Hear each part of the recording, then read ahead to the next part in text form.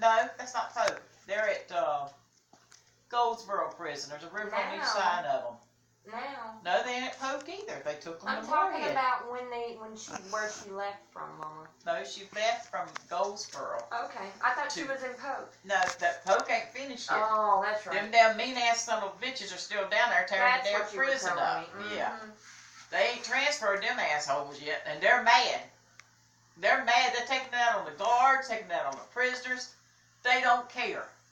We're not going. They're standing their ground. They'll find out if they have to dart them and put them to sleep and throw them in a cage. She's pregnant. I don't know. I mean, I feel this part's flat and this part's sticking out. I don't feel no babies. Can you run her up there to Cheryl's and see if she can hear any heartbeats or anything?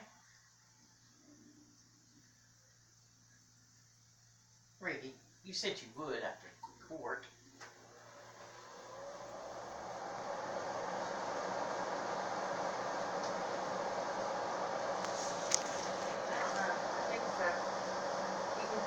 Most times you can feel babies move. I don't feel no babies moving. I mean, I felt something move back here.